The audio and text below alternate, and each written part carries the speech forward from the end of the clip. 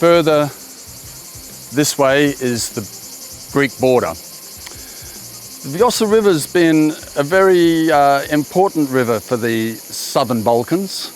The Greeks have called it the Aus, and the Albanians call it the Vjosa, obviously.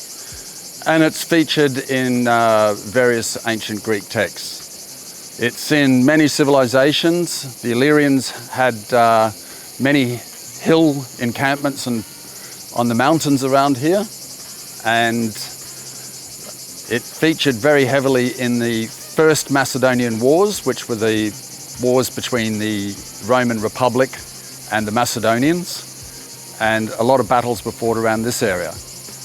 Talking of battles, David Smiley, very famous SOE operative during the Second World War. Oh, look at this. Here we have some rafting. There's all sorts of activity on the Vjosa. People who kayak come from all over Europe and kayak on the Vjosa. They also kayak on a lot of the tributaries here as well, the Bunts and Langaritsa, which is further upstream. Right now, it's at its lowest. This is the Vjosa at its lowest. We're here in beginning of July. So the highest it gets is during the spring melts. So when the snow melts off of all the Numchuk ranges around here, it melts and increases the volume. Hello. United States and Poland. Fantastic. Are you enjoying it? Yeah, really. What have you been on other rivers? Yeah, but Croatia. Well, there we have people from Poland, United States. A lot more people are starting to come and find the wonders of the Vjosa River. It's just full of nature, it's full of history, it's full of wonderful people, it's full of culture, food, raki.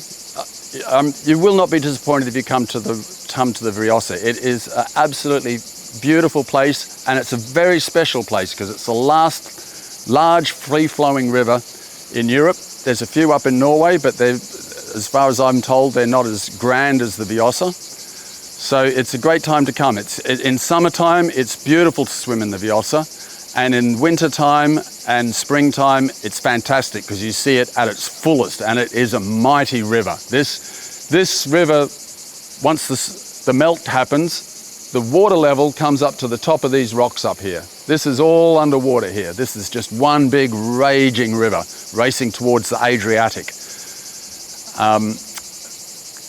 And as I was saying before, David Smiley, the first ally that came in here, he carried out his first attack on the Italians during the Second World War in Pamet, just further downstream from here.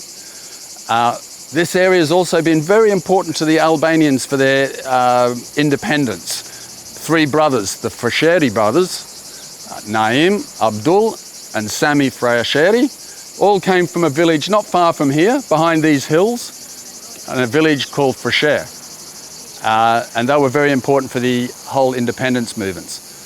They were also Bektashis, and Bektashis are like a mystic Islam that is very dominant in Albania. And they were Bektashis, and he convinced many of the Babas, the Bektashis in this area, that they had to get behind the independence movement. It was the right place in history to be, and he got them on side, and they were very important also in the background with language and books and promoting Albanian culture amongst the Albanians who had been under Ottoman dominance for 400 years. So this was once all part of the Ottoman Empire, and they controlled this whole area. Further downstream from here, it goes out onto a plain that's a very fertile plain from all the alluvial soil that gets washed down every year from the flooding. And that alluvial soil that comes down is really important, that keeps the nutrient-rich Adriatic, which allows a lot of the fish, the smaller fish, a lot of the important nutrients that they feed off, that feeds the smaller planktons and algae that they eat, is very reliant on the alluvial wash that comes out of the Vjosa. So it's very important for the fishing. Rivers are more than just a river. They're a corridor of life. They give life to the people around it. They give life to the fish that are not even attached to it, that are out in the Adriatic Sea from all the alluvial soil that comes out. It's a really important river, and it's just fantastic that the Albanian government has been convinced by so many people and academics that this river needs to be saved, and it has. It's now a national park, and what's important now is to safeguard all the areas that are around it. And now we have some more rafters. And as you can see, when it's low like this, it's really not a dangerous river. It's a very safe river when it's low, which is a fantastic river to have as a tourist destination. You can swim in it, you can raft in it, you can kayak in it, and you won't run into trouble. But it's always good to use a professional, and there are a lot of rafting companies now setting up along the Vjosës. Hello. You speak English? Where are you from? Albania, Shqiptare. Ah, Rob. Si jeni mirë, Rob? Mirë. Ne flasim pastaj. Ne takojmë, po, në shtëpia. Në shtëpia jote. Ne takojmë. Bravo, faleminderit. That's Rob. He runs a rafting company just a bit further downstream from here.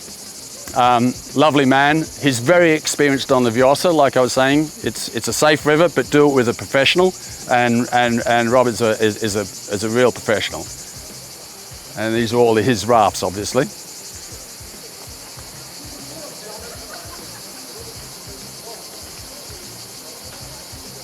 Mirë dita. Nga Angli, Amerikan? Huh?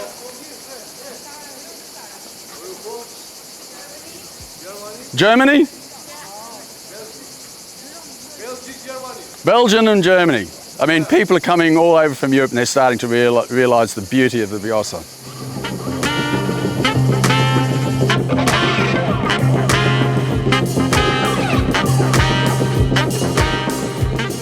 So I've been photographing in Albania now for more than 20 years. And when I first came here, you would very rarely see a tourist. I mean, most Albanians stopped and looked at me and said, in surprise, where are you from? But now we see a lot more tourists, which is... Sorry, I'll just take these shots. Absolutely fantastic. Absolutely fantastic. It's a great place to be. I mean, Albania is a wonderful country to visit, and Vjosës is definitely one of the gems of Albania. As you can see, all these people jumping in and swimming.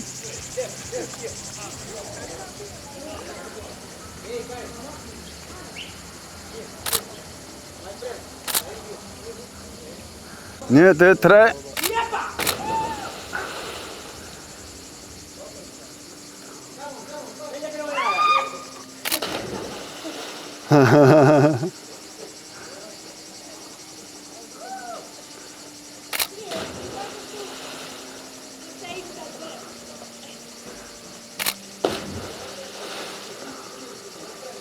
Bravo.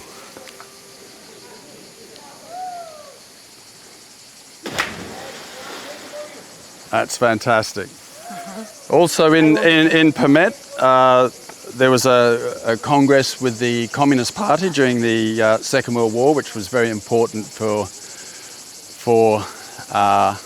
organising a resistance against the fascists who invaded this country in the Second World War. And there's a large monument in Permet relating to that. The area is also very well known for making a very good raki, which is grappa. A lot of people know it as grappa, but the Albanians and many people in the Balkans call it raki, rakia, and they make a very good rakia in Permet. It's well worth trying several glasses at the end of the day. or the middle of the day. Well, that's about me. That's about me done for here. Come and stand here for yourself and experience for yourself. That's all I can say. Welcome to the Vjosës.